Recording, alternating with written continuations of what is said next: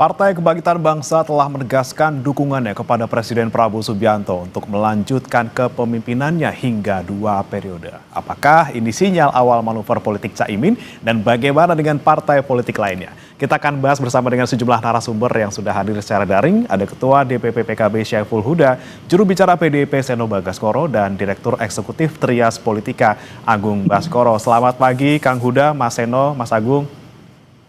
Pagi Mas, Bagaimana? Kang Huda, Mas Agus, selamat pagi.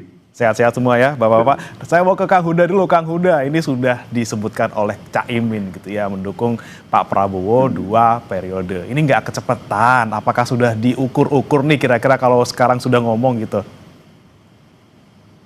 Ya, sebenarnya ada beberapa alasan yang di mata PKB penting, termasuk ini menjadi pertimbangan waktu kemarin kita audiensi dengan Pak Presiden di saat menjadi bagian dari rangkaian acara Akademi Politik Kebangsaan Akwalbang PKB. Pengurus DPP dan seluruh pengurus wilayah PKB seluruh Indonesia diterima beliau, hampir sekitar 50 orang hadir. Nah, alasan yang kami pegang dari awal, dan ini berkali-kali disampaikan secara terbuka oleh Pak Presiden di dalam forum resmi kami, forum-forum official dari PKB, yaitu menyangkut soal komitmen beliau untuk menjalankan Undang-Undang Dasar, terutama pasal 33. Dan ini termasuk menjadi fokus perjuangan PKB sejak dari awal, bahkan sejak Presiden Gus Dur waktu itu, di mana pemerintah negara betul-betul melindungi seluruh kekayaan alam yang ada di Indonesia ini dan digunakan sepenuhnya untuk kemakmuran rakyat kita.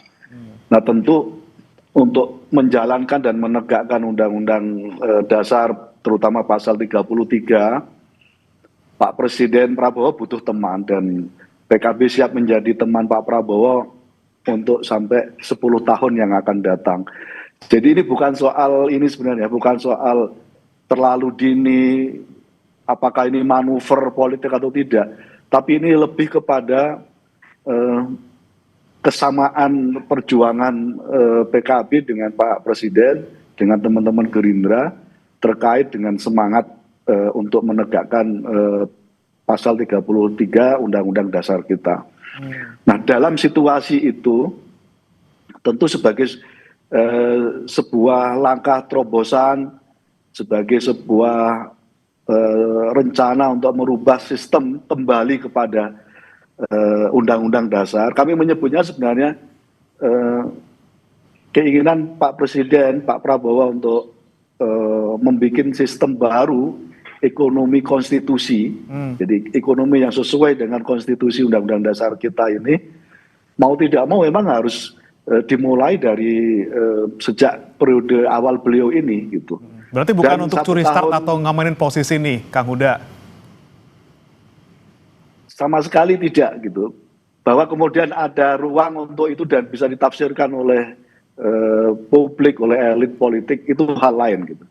Tapi substansi yang kami ingin sampaikan adalah karena ada kesamaan komitmen untuk merubah sistem ekonomi kita yang sangat liberal ini, yang betul-betul sangat tidak berpihak kepada masyarakat dan terutama kepada rakyat kita ini. Dan Pak Presiden sudah menyampaikan roadmap-nya juga secara terbuka, apa yang harus dilakukan sejak dari awal. Nah, karena itu PKB siap menjadi teman Pak Prabowo untuk 10 tahun yang akan datang, dan memang harus dimulai dari sekarang. Bahwa itu kemudian berefek kepada dukungan kami sejak dari awal, karena memang kita ingin ini harus sudah mulai berjalan sejak periode beliau memasuki tahun kedua kepemimpinan Pak Prabowo. Oke, sementara ini jadi teman gitu ya Kang Huda ya. Saya mau minta tanggapan dari Mas Seno. Mas Seno, Anda melihat langkah dari PKB masih 3 tahun lagi gitu ya pemilu kita, sudah ada pernyataan dari Caimin, seperti apa Mas Seno? Ya, yang pertama tentu boleh-boleh saja ya Mas. Itu siapapun di Republik ini, apalagi partai politik, punya hak konstitusional dan hak politik untuk menentukan sikapnya. Pastinya tentu kami menghargai sikap dan statement yang disampaikan oleh Caimin. Apalagi kan ada pepatah itu, there's nothing new under the sun. Nggak ada hal yang betulnya benar-benar baru gitu di bumi ini. Apapun ya pernah terjadi gitu ya. Di Pilpres 2024 pun kemarin kita juga melihat berbagai peristiwa yang membuat kita belajar dan berkaca bahwa ternyata sebetulnya ya nggak ada amat gitu hal-hal yang sifatnya sangat abadi gitu. Artinya kalaupun hari ini itu bergerak ke kanan belum tentu juga kan nanti pasti akan ke kanan. Nggak ada kok yang super pasti di dunia ini gitu loh, sebelum nanti betul-betul terjadi. Apakah kalau hari ini setnya ke kiri akan pasti ke kiri di 2029 juga kita juga belum tahu kok. Artinya itu di medsos itu semuanya sudah sangat paham bahwa pada saat hari ini kita bicara soal pergerakan politik itu tentunya sangat akan melihat bagaimana dinamika itu bergerak ke depan. Jadi buat kami apapun yang menjadi sikap sekarang menjadi sangat rasional lah. Kan siapapun juga hari ini kalau berada di dalam pemerintahan pasti juga harus menyatakan suatu dukungan penuh terhadap visi presiden. Kita aja yang di luar pemerintahan kita memberikan dukungan kok, apalagi yang di dalam kayaknya harus ya lebih setengah ring lagi gitu untuk memberikan dukungannya. Gitu. Nah artinya ada suatu sikap itu buat kami biasa-biasa saja. Meskipun kalau di PDI Perjuangan kami tentu nggak memberikan dukungan dengan cek kosong. Buat kami 2029 itu masih jauh mas. Buat kami yang lebih penting hari ini karena demokrasi kita itu adalah representasi rakyat. Maka yang paling wajar adalah partai politik itu mewakili suara dan keresahan rakyat. Apalagi hari ini keresahan rakyat itu kayaknya ada cukup banyak itu. Bagaimana misalnya kita masih harus melakukan pemulihan diri pasca bencana. Bagaimana di Sumatera itu bahkan belum pulih. Kalau kita bicara pemulihan, belum pulih di banyak tempat gitu. Di Jawa Tengah sudah ada bencana lagi, Jawa Barat sudah ada bencana lagi, curah hujan luar biasa tinggi hari ini. Terakhir di NTT kita melihat ada suatu peristiwa yang begitu memilukan hati kita. Kalau IHSG kita itu fluktuasinya luar biasa sampai ada trading halt, lalu sampai mengundurkan diri banyak pejabat tinggi negara. Buat kami ini kan kalau ditarik suatu pola, ada gejala yang itu artinya kita sedang nggak fine-fine aja gitu. Maka buat kami agak wagu bahasa Jawanya itu apa ya, nggak enak gitu ya. Untuk kita bicara soal 2029 saat ini itu buat kami. Tapi buat teman-teman yang lain monggo-monggo saja. Agak wagu karena lagi-lagi masih lama gitu ya Mas Eno ya, dan juga masih banyak hal yang harus diperbaiki di pemerintahan kita. Saya mau ke Mas Agung. Mas Agung, ini kalau ibarat kita lagi mau beli handphone atau beli mobil gitu, ini pre-order gitu ya sepertinya ya. Jadi kita pesan lebih awal dulu untuk mendapatkan penawaran yang lebih menguntungkan misalnya. Anda melihatnya seperti itu nggak Mas Agung? Iya, biar banyak dapat bonusnya PKB Mas, jadi pre-order dulu atau politik ijon dulu lah semacam itu. Tapi begini, saya mengapresiasi ya Caimin, Mas Huda dan yang lain ke istana ya untuk mengenalkan pengurus PKB kepada Pak Presiden. Ini juga bagi internal partai bisa memotivasi pengurus untuk bisa lebih semangat ya menggerakkan mesin-mesin partai, sekaligus keseriusan PKB dan Caimin untuk maju lagi cawapres 3 kalinya ya Pak Huda ya. 2019 tuh saya lihat tagline-nya join itu Jokowi Caimin ya. Kemudian baru jadi 2024 Amin ya, Anies Muhaimin. Nah ini saya tadi ubek-ubek kira-kira sebutan yang pas apa gitu ya. Bisa wowmin Pak Prabowo Caimin, atau misalkan bisa juga pro minoritas Prabowo Caimin gitu kira-kira. Tetapi yang jelas begini, PKB berangkat dari sebuah narasi, ide yang sangat sangat baik karena mendukung pemerintahan totalis 100% Mas Bremana ya. Jadi ada soal ya tadi pro ekonomi kerakyatan pasal 33. Kemudian yang lagi rame nih ya, pro pilkada tidak langsung DPRD walaupun saya tidak setuju semacam itu. Kemudian juga soal Indonesia gabung ke Board of Peace. Jadi berangkat dari sebuah ide narasi yang sepakat dengan pemerintah ya, sami'na wa ata'na. Tapi yang menarik, mendukung Prabowo 2 periode tanpa cawapres. Ini yang memang membuat ruang kosong di awal tadi saya sampaikan bahwa peluang ke arah sana sangat besar. Dan ya saya tidak meragukan Caimin soal begini-begini Pak Huda ya. Paling jago lah, paling pinter mencari celah, mencari momentum. Dan saya kira kebutuhan ya seorang cawapres di 2029 itu sangat relatif berbeda dari 2024 Mas Bremana. Dan dalam sejarahnya belum ada ya Wapres 2 kali terpilih untuk mendampingi seorang presiden petahana. Nah, saya kira Caimin PKB melihat posisi itu dan kalau bisa diambil itu bisa mengalirkan kotel efek yang luar biasa bagi PKB dan bukan tidak mungkin PKB bisa menatap ya dua besar gitu ya Pak Huda ya semacam itu sebagai pengantar. Oke, Kang Huda, ini sudah ada tadi tuh ada saran gitu dari Mas Agung, mungkin bisa Promin atau Wowin gitu ya. Gimana nih, Kang Huda? Apakah nggak sekalian nih Caimin deklarasi juga wapresnya saya gitu? Kalau itu waktu setahun kami koalisi dengan Pak Prabowo menuju Pilpres 2024 sudah ada itu akronim yang sampai kali Mas Agung itu. Gitu. Tapi tidak kami sampaikan karena memang urusan Wapres belum jadi bahasan di internal DPP PKB. Karena itu kira-kira kalau ini motifnya kehebohan tidak sama sekali.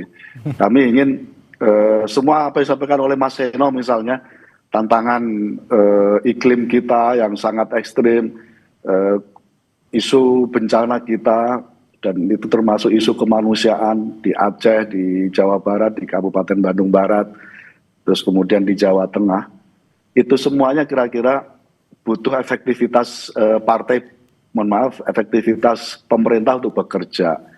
Nah, untuk menuju efektivitas pemerintah yang bisa bekerja dengan maksimal, cepat, menyelesaikan berbagai tantangan dan persoalan yang dihadapi oleh rakyat, itu butuh efektivitas pemerintahan dan karena itu kami memastikan untuk menjadi teman Pak Prabowo untuk menangani ini semuanya.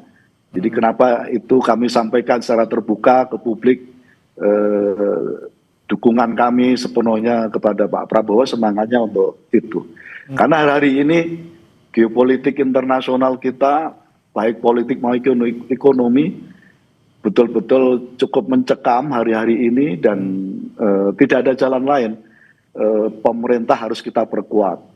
Dan kalau soal ini terus menjadi bagian dari komitmen PKB, begitu PKB menjadi bagian dari koalisi pemerintahan, apapun yang terjadi, dan sejarah sudah menguji, begitu PKB menjadi bagian dari koalisi, PKB total 100% untuk menuntaskan berbagai agenda dari koalisi yang sudah disepakati bersama. Oke, fokusnya untuk menuntaskan program-program dan juga mungkin masalah-masalah yang ada di Indonesia sekarang. Saya kembali ke Mas Seno. Mas Seno, kalau misalnya PKB sudah dari awal gitu ya ada pernyataan, kemudian PSI juga udah punya sikap dengan kemarin dalam tanda kutip di endorse Pak Jokowi gitu ya. Ini PDIP nggak mau sekalian ngambil sikap juga, Mas Seno? Ya sikap kita kan sebenarnya clear Mas, hari ini ya kita fokus saja ngerjakan bantu apa yang bisa kita lakukan, seluruh daya energi kita kerahkan untuk membantu rakyat di tengah kesulitan. Itu aja sikapnya. Kalau hari ini kita lihat seperti yang saya sampaikan tadi, demokrasi itu kan representasi atau perwakilan dari suara masyarakat. Nah kalau hari ini rakyat kita emang berapa persen sih yang mikirin soal pemilu 2029 misalnya. Tapi nggak mau gitu Mas Seno, dari awal punya Gitu. sikap gitu misalnya mau kontra atau mau pro gitu dengan nanti Pak Prabowo nyapres lagi? Kita nggak mau PO atau kita mau pesan sekarang lah. Kita kan situasinya ya masih panjang ini, masih sangat panjang 2029 itu. Harus baru aja kayaknya kemarin gitu, pemilu terakhir selesai. Masa sudah kita langsung PO untuk pemilu berikutnya. Jadi buat kami masih panjang, menentukan pemimpin itu butuh waktu panjang, nggak bisa hanya kemudian dari suasana hegemoni yang ada hari ini. Dan buat kami ada pertimbangan banyak sekali yang harus kami lakukan, kerjakan sebelum menentukan pemimpin. Itulah kenapa kita serius soal bicara soal pemilu, karena itu ada suatu kepentingan bonding dengan rakyat yang nomor satu. Nah artinya hari ini masalah-masalah itu dulu deh yang kita selesaikan. Nanti kan siapapun yang menyelesaikan masalah itu, nggak usah pakai kita kampanye, nggak usah pakai kita promosikan repot-repot, rakyat pasti akan mencatat kok orang-orang yang betul-betul kerja untuk mereka. Elektabilitas di survei juga otomatis akan ikut naik kok kalau kemudian rakyat melihat mereka betul-betul dibela oleh pemimpin yang tepat. Jadi nanti aja lah kita bicara itu menurut saya. Apalagi kan di medsos hari ini banyak sekali tuh Mas, anak-anak muda yang pada protes. Mas kalau teman-teman di PKB masih mending, di partai lain ada yang sibuk cari kandang juga kan hari ini. Ini kandang di sini, kandang di situ, kandang di mana lagi. itu parah lagi tuh di medsos itu responnya anak muda tuh dalam menanggapi itu. Jadi buat kami ya jadi kayak betul itu tadi apa yang saya coba ngomong di awal tadi, wagu gitu loh rasanya.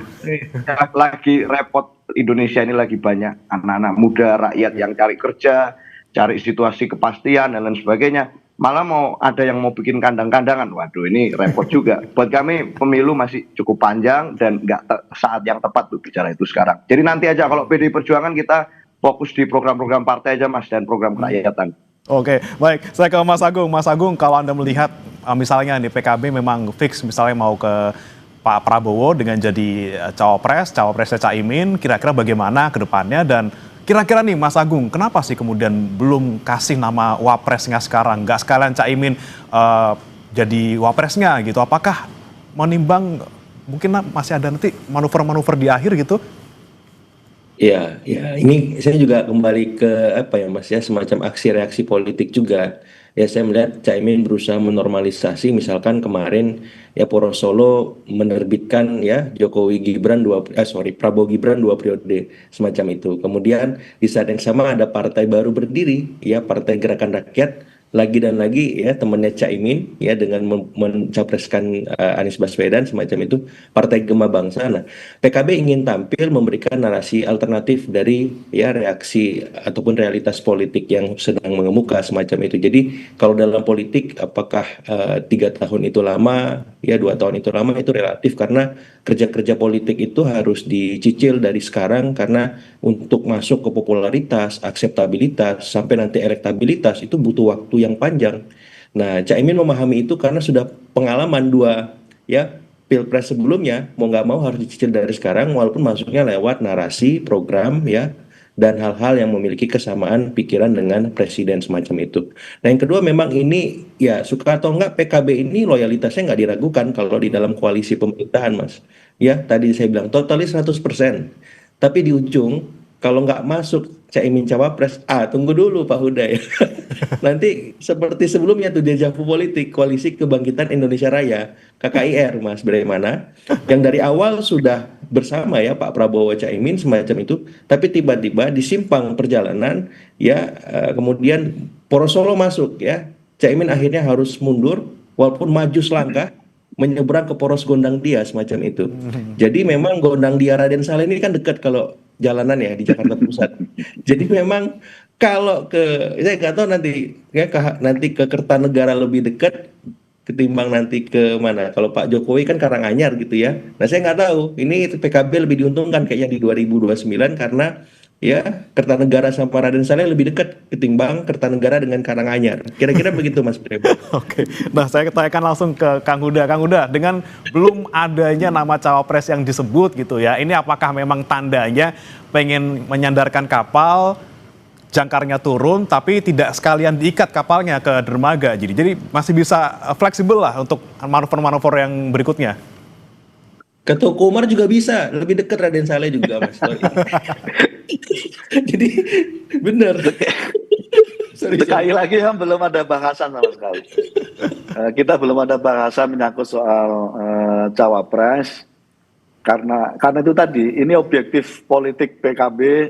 Pak Presiden ingin menegakkan Undang-Undang Dasar terutama pasal 33, butuh teman yang kira-kira merepresentasikan berbeda dari konstituensi dari Gerindra, karena misalnya kami adalah representasi dari kelompok Islam, termasuk kelompok kira-kira nasionalisme religius gitu, dan semangat itu yang kira-kira kami ingin menjadi teman Pak Prabowo untuk menegakkan Undang-Undang Dasar terutama pasal 33, karena itu yang selama ini menjadi minus dari semua perjuangan kita. Dari berbagai pergantian pemimpin, kita dapati komitmen untuk menegakkan dan melaksanakan pasal 33 hampir 10-15 tahun terakhir kita tidak dapati itu. Dan begitu Pak Prabowo declare, menyampaikan secara terbuka pada kami terkait dengan komitmen ini kita menemukan kira-kira root perjuangan yang sama, dan saya kira pilihan kami untuk langsung mendukung kembali beliau adalah bagian dari upaya supaya Pak Presiden memastikan semua bisa berjalan dengan baik. Baik. Sementara ini teman dulu, kalau nanti ternyata berkembang jadi wakil gitu ya nanti ya gitu ya, Kang Huda ya. Oke, baik. Saya ke Mas Eno lagi. Mas Eno, ini kan ngomongin soal PDIP gitu ya. Pak Prabowo kemarin sempat menyebut bahwa beliau mendukung Pak Pram atau Mas Pram sebagai Gubernur DKI ya supaya DKI lancar semuanya. Tapi nanti 2029 terserah. Nah ini nih sinyal-sinyal dari Pak Prabowo ini kemudian ditangkap oleh PDIP seperti apa, Mas Eno? Ya itu tadi kan, ya semoga artinya itu suatu, kalau kita tafsirkan ya, artinya suatu penghormatan Pak Prabowo bahwa ya harusnya kita ini sebagai negara demokratis, tempat kita untuk melakukan evaluasi, melakukan koreksi, melakukan pembenahan terhadap kepemimpinan kita itu ya setiap kali pemilu. Itu kan di rezim pemilu inilah yang kita sepakati kita masuki bersama. Rakyat pada saat melihat pemimpinnya bekerja ABCDE, waktunya ya selama 5 tahun memimpin. Nah waktu memberikan apresiasi atau evaluasi ya setiap kali pemilu, kan logikanya begitu. Maka harapan kami ya tafsirnya ya artinya ini suatu bentuk beliau menghormati bahwa ya nanti kalau memang ada yang harus dikoreksi, kontestasi memunculkan nama-nama lain, kompetitor dan sebagainya, ya waktunya adalah di pemilu 2029. Sehingga agar kemudian buat kami internal ya, itu kita nggak PO-PO barang yang belum tentu jelas gitu loh hari ini kalau kejauhan. Kan anak-anak muda sekarang kalau mau pesen belanja online kan takut kena scam juga, Mas. Ini jangan-jangan kalau kejauhan pesannya sama datangnya barang kan nggak tahu kualitas barangnya seperti apa. Nah kalau udah deket-deket baru nih kita bisa tahu review dari yang lain, review dari masyarakat tuh semakin clear gitu. Ini rekomen nggak bintang 5 atau ini ada scam-scamnya ini, yang pesen apa datangnya apa itu. Nah ini kan rakyat kita nggak mau seperti itu. Nah kita juga nggak mau seperti itu. Jadi buat kami menentukan pemimpin itu sesuatu yang serius karena menentukan jutaan nasib rakyat, jutaan nasib orang, gimana nggak perlu lagi ada anak-anak kecil seperti di NTT kemarin itu harus sampai meregang nyawa, harus kita kehilangan dia karena nggak bisa beli buku dan pensil. Itu suatu hal yang mengerikan buat kita dengarkan gitu. Nah buat kami itu di 2029 adalah waktu kita dan seterusnya ya, untuk dari sekarang untuk kita melakukan terus evaluasi-evaluasi terhadap seluruh sistem dan kepemimpinan-kepemimpinan di setiap level. Sehingga itu menjadi ajangnya rakyat untuk bisa memberikan pilihan itu. Partai-partai politik tinggal mengkanal dan mengaspirasikan. Kita tinggal menggerakkan, melakukan edukasi politik dan seterusnya. Tapi kembali pilihannya harusnya di tangan rakyat. Jadi buat kami, kalau memang 2029 itu adalah momentum yang kita sepakati untuk tahun politik, ya ini jadi momentum yang luar biasa.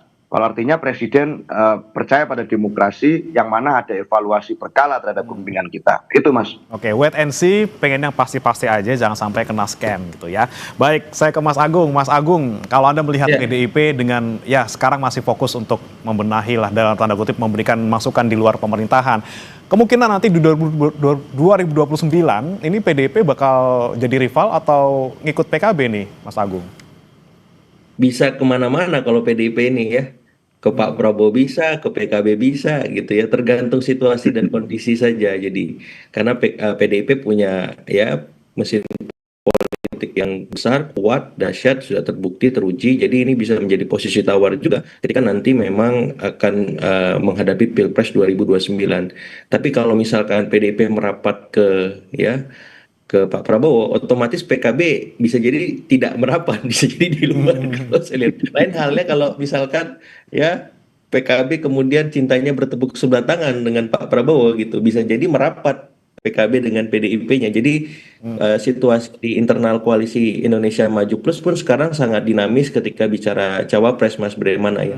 Bisa saja dari poros pemerintah sendiri itu dalam tanda petik bubar jalan karena memang tidak ketemu di sisi cawapresnya. Apalagi situasi dan ekosistem politik kita ya dengan putusan MK presidential threshold dihapuskan, itu membuat semua partai, bahkan partai kecil yang menjadi peserta pemilu, nalarnya harusnya bisa mencalonkan capres cawapres semacam itu. Sehingga ya dengan kondisi ini harusnya memang besok menu prasmanan demokrasi capres cawapres kita akan banyak gitu ya.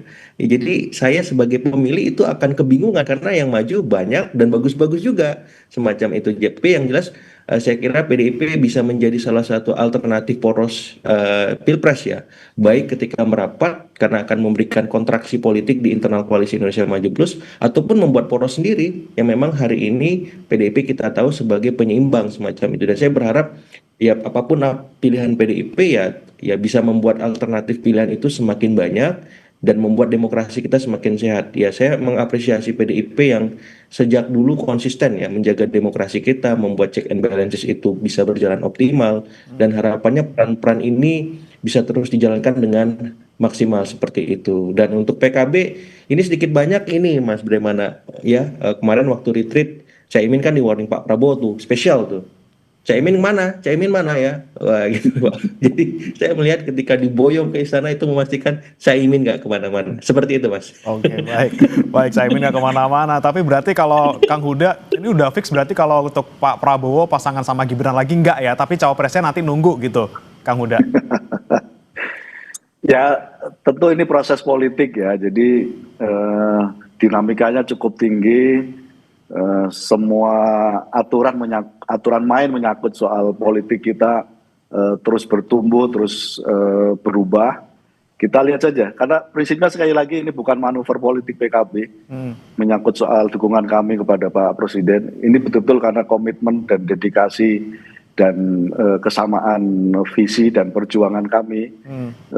Apa yang tadi saya sampaikan untuk memproteksi dan memberikan akses sepenuhnya pada ekonomi rakyat kita, menghadapi liberalisme ekonomi yang luar biasa dan akhirnya menjadikan rakyat kita menjadi korban. Dan tentu ini termasuk ini ya, saya kira termasuk menjawab Mas Seno, karena ini bagian dari keseriusan kami untuk memastikan kepemimpinan dan mencari pemimpin masa depan itu. Dan ini bagian dari kami, cara kami termasuk memastikan kepemimpinan yang bisa efektif, dan termasuk kami menilai Pak Prabowo sekali lagi punya komitmen yang kuat untuk menjaga berbagai pilar, terutama menyangkut soal ekonomi, kembali kepada ekonomi konstitusi, di mana semua sumber daya alam dan seterusnya sepenuhnya menjadi untuk kesejahteraan rakyat kita. Baik. Oke, terakhir nih saya mau ke Mas Seno lagi. Mas Seno, ini memang kita masih bicara soal Pilpres masih sangat jauh, masih wagu kalau kita ngomonginnya sekarang gitu ya. Tapi kan Pak Prabowo ngomong terus nih soal kalau ada yang mengkritik, nanti ya udah siap-siap aja ditantang di 2029. Ini PDIP lagi-lagi nih Mas, kita pengen tahu sikapnya, pengennya gimana sih ke depannya, apakah bikin poros baru atau seperti apa gitu Mas? Terakhir, singkat saja.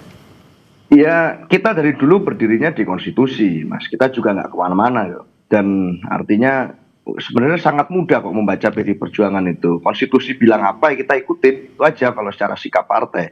Dan konstitusi kita bilangnya simpel bahwa ya berada di luar pemerintahan itu sah-sah aja kok gitu di dalam konsep bernegara kita.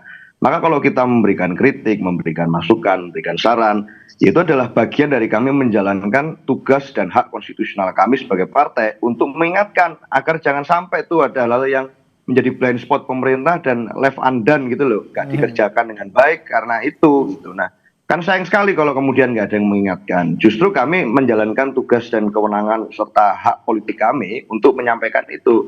Maka bicara soal hari ini posisi kami di mana dan 2029 di mana, itu gampang saja membaca kami. Konstitusi itu geraknya seperti apa, itu berdirinya di mana, ya kami bergerak ke arah itu. Kami berdiri di situ gitu. Dan hari ini kami sedang menjalankan tugas itu. Jadi simpel aja. Kalau PKB hari ini mau melakukan itu, monggo. Itu suatu hal yang kami hormati, suatu langkah yang kami hormati sebagai bagian memperkaya diskusi kita hari ini.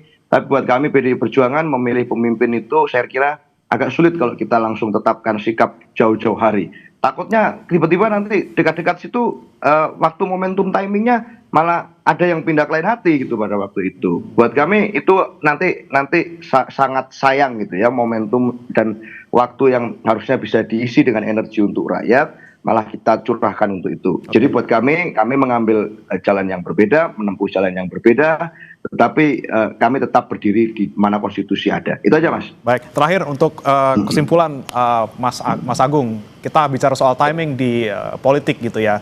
Lebih awal lebih baik atau timing yang tepat itu yang paling menguntungkan? Iya, kalau PKB secara institusional kan memang sudah punya basis ya Mas ya. Jadi tinggal diorkestrasi mereka harus punya figur. Nah saya kira figur Caimin ini harus dari sekarang memang melakukan kerja-kerja politik dan kerja-kerja publik misalkan sebagai Menko. Nah kalau kerja-kerja politiknya kan tampak moncer sekali. Nah kita menanti kerja-kerja Caimin sebagai Menko nih. Apa yang bisa diorkestrasi sehingga publik semakin yakin bahwa Caimin itu sebagai menu prasmanan alternatif kita ketika Pilpres digelar dan harapannya dia bisa masuk ke poros manapun, ke capres mana saja, sehingga memang Caimin ini bukan lagi mengejar-ngejar, tapi dikejar-kejar. Begitu Mas Breman. Baik, bukan mengejar-ngejar tadi, dikejar-kejar. Kita nantikan sebenarnya nanti bagaimana dari PKB, dari semua partai, manuvernya seperti apa, masih ada 3 tahun lagi, semuanya masih cair. Bagaimana nanti peta politiknya juga kita masih belum tahu seperti apa, kita nantikan bersama-sama.